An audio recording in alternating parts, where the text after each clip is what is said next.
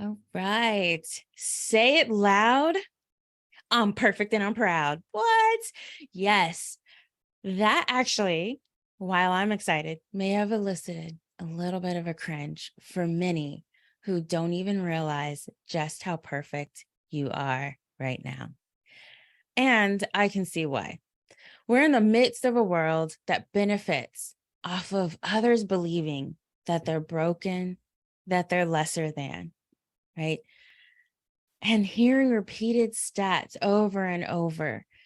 Black women are most likely to die. Black women that don't get this, Black women that don't get that, right? All of which can instill such great panic and fear, while at the same time we try to maintain and stand strong and continue on in our lives. Meanwhile, that little panic and fear is kind of still sitting there. Panic and fear to be a woman, panic and fear to be a woman who's Black. And the thing is when we're moving from this state, there's still control, even when we think that we're in control, but it's all about being manipulated and from outside of you. And you get to see that the control is also happening from within you. So I'd actually like to introduce a perspective where you get to realize that you're perfect and that what does that do for you and what does that do for the collective that we're here for? To emancipate is to liberate.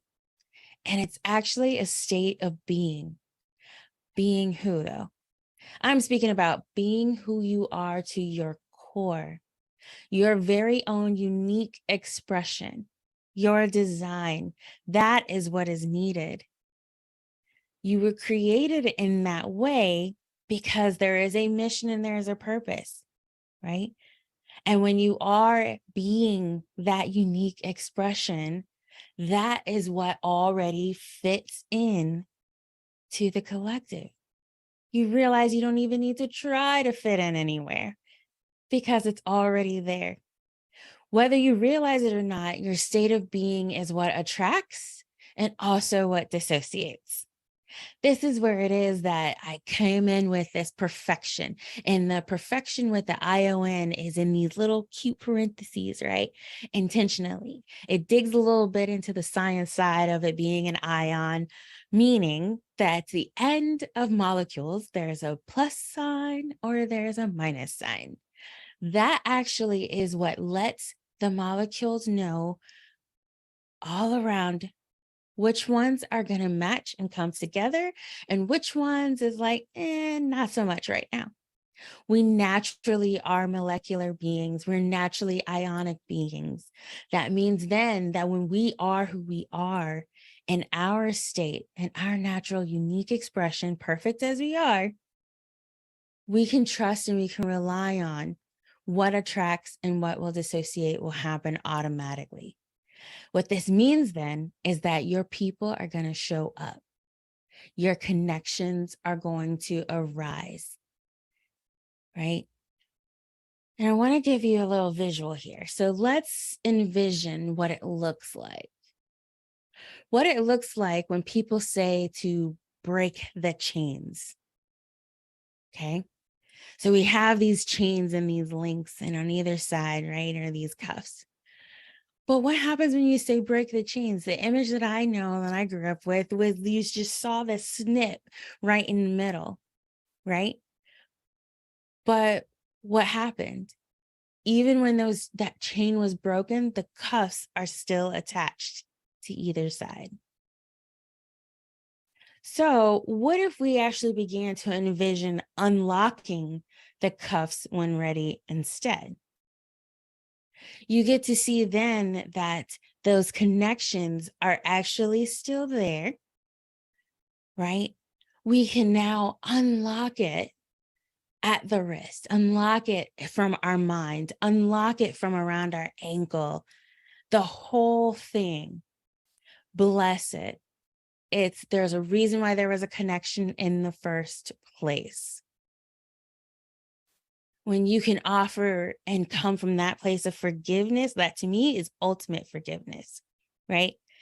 No matter what it is that was connected in the first place, no matter what had happened, It's that forgiveness and love that you just blessed.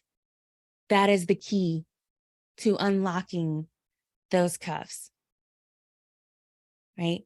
And at the same time, those chains actually represent connection. We actually do want to have chains. We want to be connected. We're social beings. We are naturally social beings. This is why, like, even then I'm thinking about how some people would say, "Ooh, if you get out of a relationship, ooh, if you want to get out of that relationship, you got to get up under a new relationship." And the thing is even with that, it can be a little bit tricky, right? It can be very tricky for us because you'd want to realize, like, why did that relationship end? What's the healing involved around that? But what it is that we're looking at is that because we were social, we're always going to be seeking connection. Those are links. I don't really see them as changes, but rather links. They're links to our past. They're links to who we serve out in our businesses, just in general. They're links to ourselves. And if we're social beings and we're here to serve our purpose, we have to acknowledge our connections. Even within our energy centers, we are linked. Why? Because as we discussed before, if we are in our being, we're already going to be fitting in. We are already offering what we're supposed to be offering from our core to the collective. And we get to realize that those connections are a two-way street. This is where it is that we get to really sit with and accept and assess what is my responsibility that I'm offering, because that connection was on two sides. So where it is that we may look at what someone isn't doing or what is happening to us, we also are invited to take a look at what is it that I can offer. What am I offering in these connections? We add to the collective just as much as we receive. So let's assess these types of connections that we have. Connections with our family, connections with friends, connections with business. We realize even then that these connections can change, especially as you evolve and you change. We can have so much fun in this evolutionary journey when we realize just how whole and complete that we are. Being whole and complete is actually the root meaning of perfect. This is why I even started with that, because we can see we don't have to fix ourselves anymore. We don't even have to say, "Oh, I'm a work in progress" anymore, because you're simply a work of art, perfect art as you are right here, right now. When you see that you're whole and complete as you are, we get to sit with our perfection, realizing that the quality of the exchange along those connections and those chains have changed. To move in this capacity is emancipation. It is liberation. You're moving on your own and within your own unique, perfect expression. And when you realize your perfection, it actually switches the narrative from being free of to actually free to.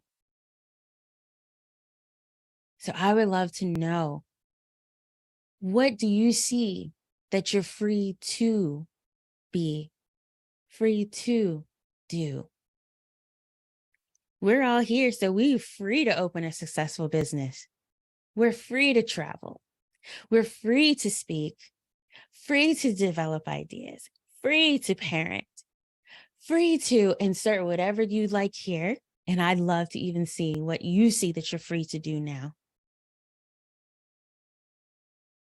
This to me is our modern day Emancipation Proclamation. Is standing and realizing your true expression. Even as you're journeying into who this true expression is, I do want to let you know you don't have to look far, because it's showing up in your body. We have all types of hints We have all types of messages that are made available to us through our whole body. We just have to move to a point that we can trust our bodies, especially when there has been a time that we couldn't, because someone else may have violated that.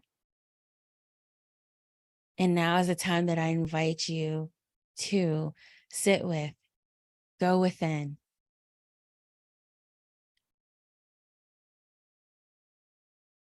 Even if that means putting your hand on your heart, seeing and feeling the corners of your lips turn up as you smile. As you breathe in the love, as you breathe in the perfection that is divinely yours. You are free to be your perfect, authentic self. When you proclaim that, that shifts the game. Shifts the game in the way that you lead. And this isn't just leading in business, this is leading in life. When you can shift into that, you'll actually see that the mental health, the emotional health, the spiritual health, the physical health, all of those, which make up who you are as being a whole and complete being, they all begin to optimize. The relationship with the self is optimized. That to me is unleashing your power when you realize your perfection. And then now you get to freely, in whatever way it looks like, stand loud. Stand loud. Actually, you can't stand, but you can go ahead and stand. But also to say it loud and say it proud, right? As we all sign on this modern day Emancipation Proclamation, that I am whole, I am complete, I am perfect. I shall see you beings later.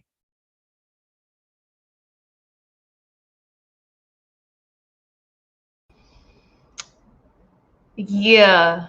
Give Denicia all the love. Cue your questions in the Q&A section of the chat area. Raise your hand. Hi, beautiful. How are you? Hey, I'm good. How are you doing? Good. Always a pleasure to not only see you, but your voice is so soothing, Denicia. But that's another conversation for another day. Y'all, we've been trying to get her to make an Alexa app since December. Okay. But anyway, I need happy help. listen, let us know what you need, sis, because your voice got to be out there. All right, Denicia. So I am going to you all, and let me remind you all in the chat section, there is a Q&A kind of icon. Type your questions there, or you can raise your hand. You can raise your hand by hitting the hand symbol under the screen, and Denicia will answer any of your questions. To start, Denicia, can you tell folks who may not be familiar kind of your background? So, the work you do in Eastern medicine and how that kind of informs, right, the way that you teach versus the way we understand like health and like leadership and all of that stuff. Yeah, so definitely briefly to allow the questions to come in. So Eastern medicine is where I've been trained and had been practicing. I started out in reproductive health, so fertility, menstrual health, and things like that. Within that medicine, the perspective of the person is actually viewed differently. So you go in yes, asking questions that seem so random and seem like they'd be totally not related to why you're here for a headache or whatever it might be. But in actuality, it just goes to prove that the system from thousands of years ago, which also was like a lot of other ancient medical systems, is that you see all these influences, all of these connections of your lifestyle, ancestrally, what's happening in the way that you eat, the way that you think, how does it show up? And like, your perspective then is like, okay, how are they all connected into showing the manifestation that's in the physical form? So the physical symptoms and conditions that we're experiencing, Mhm. kind of give us that like a little flag and alarm, like, oh, there's something that's going on, there's something at play here that actually I might want to listen to. And Mhm. then when you start to dig into it a little bit more, then that's when I saw that, oh, this is actually more of a connection to her authentic core self, being, desires, actually was not showing up in her life. Right. And then when we started, weaving it together and seeing, okay, well, in what ways is it that it's not showing up? Then I was able to consult and give that insight. And then we started like strategizing, putting little things in place just so that the core being, her authentic self, can actually start to show. Like, it can Okay. come out and she could see it and experience it in her life. And then it just like, trickled out and everything else. Ashe, Ashe. Beautiful. Always intriguing. And it reminds me so much of therapy. How the questions make no sense until 6 months later when you're like, oh, oh, Yeah. oh. Yeah. Love, love, love it. All right, let me look. I don't see any hands. I do see a question. I'm gonna put it on the stage, Denicia, and it says, Jordan says, you spoke a lot about being free to be. What are some journal prompts one can start with if that sentence is hard to finish? Oh, that's good. That is a really great question. Oh my So gosh. good. Oh, Jordan, thank you so, so, so, so, so much. Okay, so sometimes we can actually identify the problem or the pain or the hurt first because that's what we're experiencing. So Mhm. I would actually ask then, like I was saying, free from. So like you can kind of like look at that, like what's happening right now that's tickling you. I don't like using the words triggers. There's too much going on with gun violence. So I say activate. So look at what's activating these feelings right now. And from that, so like kind of put it, I would have it like either on the same page or like the left side of the page and then draw a line down the middle if you're going to use the same page. And then now you get to see like, ooh, this is where I'm at right now. I Mhm. don't like it. I'd like something else. I'd like to experience something else. So now what? And then now go and flip it. Now, sometimes some people might have some difficulty then, like kind of pulling out of the air. What would it be? So then this is when you can actually like Google or use a thesaurus or something like that and actually say, hey, what's the opposite of such and such? Mm. And so then that way it'll give you like a little bit of it'll help catalyze, oh, that's what that is, then this is what this means to me. And then then that's when you start bringing it in tangibly. So you can start there with the journaling, like what is actually happening now, and go in with a place of non-judgment, please. Like it's just go in with a place of, or from a place of observation. And so just think like a scientist and you're like, this is simply what I'm observing. That's it. Boom. Okay. And then say, now what's the opposite of that? What would the opposite look like? What would the opposite feel like? And then go from there. So good. Thank you, Denicia. There are tons of questions in the chat, so I'm going to try to get to all of them very quickly. So Go answer there's an quickly. affirmation for you quickly on the stage from our girl Victoria. She says, I wanted to tell you that I love you and thanks for always being such a source of grounding, Ashe, and Oh, innate joy in this thank space. you. Always. Yeah. um, and then this question comes from Tylisha. I just upvoted it. Sorry, sis. I mean, I guess it's not bad. She says, as a therapist, I'm learning that I spent time teaching clients what being means in their lives. What approach do you take to help people understand what it means to be? Okay, so this is very juicy too. So, like, okay, so this to me B is actually physical embodiment. So when you are coming in from the mental health space, like keep in mind that is just it's mental, right? But the body will follow, right? So it's going into the being. So it's asking, and this is why like a lot of my stuff is dealing with play, because I'm actually getting people to get into the body and physically experience. So any way that you can transition, and you see me doing this in this, and it's because also in Eastern medicine, there's this section head, but there's ghost points here. So it's kind of like where the spirit can easily kind of like leave and come and stuff like that, that are all around the neck, because it's literally like a separation of the head from the body. So in being, how can you facilitate something? Like what can you introduce to them that will get them to embody? So MEM means in the body, within the body. So what types of activities is it that they could do? And they could be so simple and so small. It doesn't have to be like huge. And so if you can do that, and then I would also say that for some people, there's different ways that you can get into the body a little bit easier. So like if you contact me, then like I'll send you some links. I'm working on something to help with that. So that way you can kind of like identify which ways might be easier for them to be able to embody, like to come into the body. So being is literally like thinking, envisioning, all of that stuff, the ethereal, but then you want to be, so they need to actually take action, and then just let them know like you're taking action and there's going to be evolution.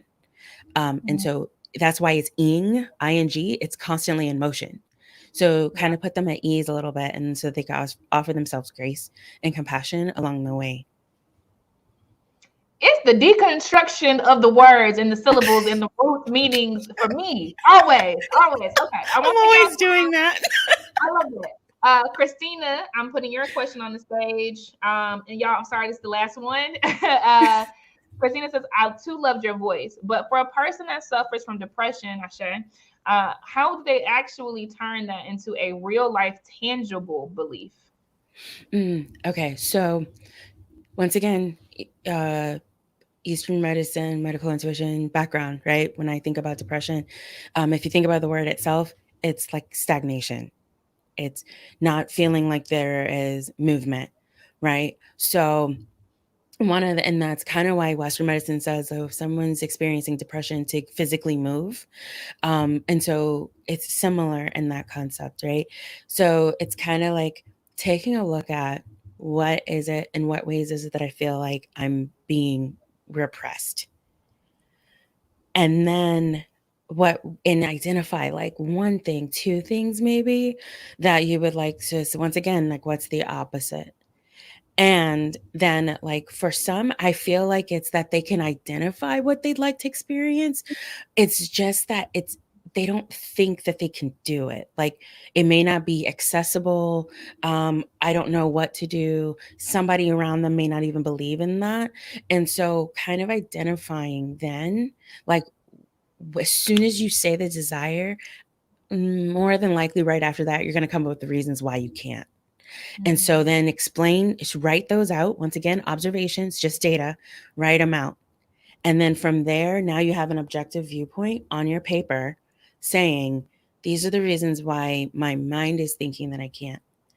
And now what is already around you that could assist you with the opposite of one of those.